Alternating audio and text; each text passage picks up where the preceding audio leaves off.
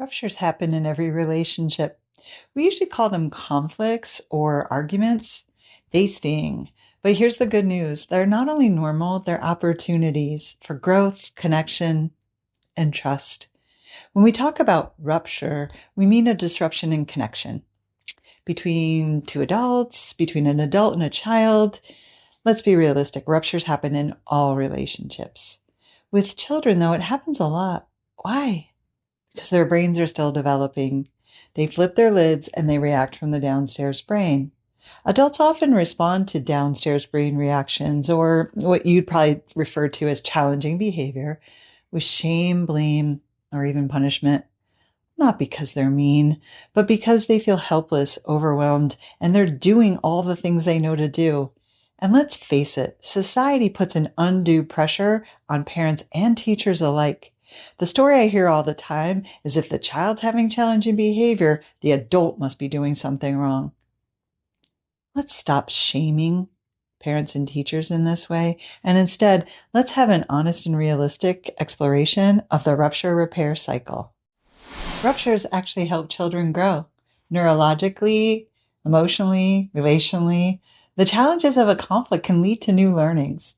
Dr. Becky Kennedy talks about ruptures as an opportunity for adults to learn the child's unmet needs.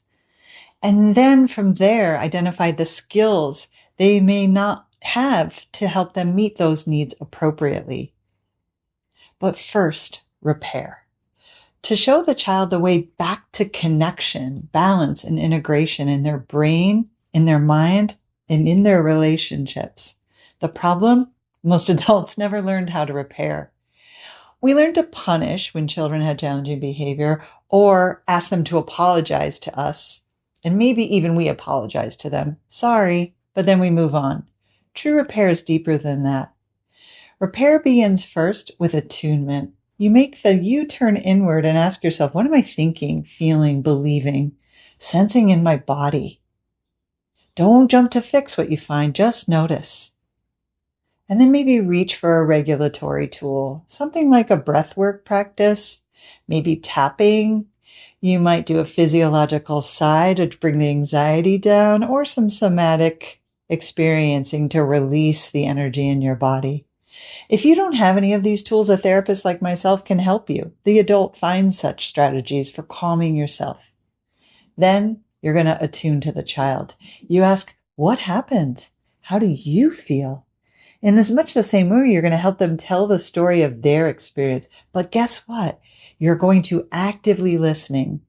Do you know what that is? It includes skills like summarizing, empathizing, mirroring, asking open-ended questions, and validating. You're going to help the child feel seen, soothed, safe, and secure. Let me give you an example of a common rupture. You tell your child to clean up their toys before dinner. You check on him a few minutes later, and he's still playing.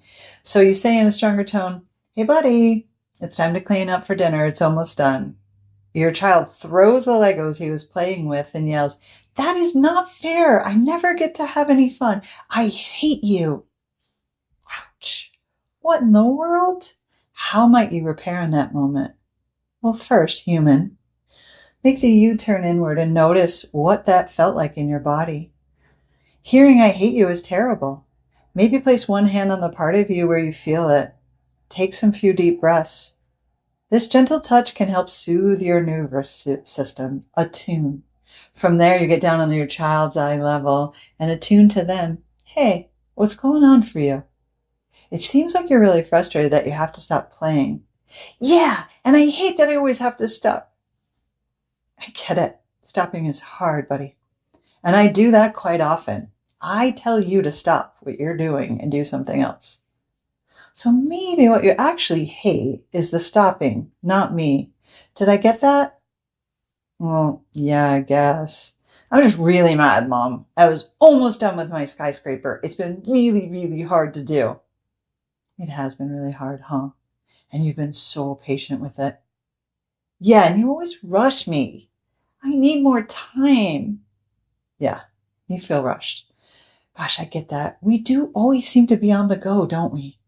I need to remember that's hard and what that must feel like for you. You're right to feel that way. I am? Yeah. I believe you when you say you need more time, and it doesn't feel great when you work on something for so long and then have to stop. You make sense, buddy. Well, does that mean I can have more time? Well, let's figure this out. Dinner can't wait. It will go cold. So how about if we just set the project aside, not put it away, and you can finish it in the morning after school? Well, how about tonight? Well, okay, tonight might work. If you get your bath done and we get reading. If not, we'll have to push it to the morning. Can you be okay with that? Yeah, I can. It's a deal. Rupture isn't the enemy. Avoiding repair is. Notice neither one of us said sorry in the example I gave you. And I know some of you might be really upset with me not making the child apologize. I get it. Saying I hate you is not acceptable.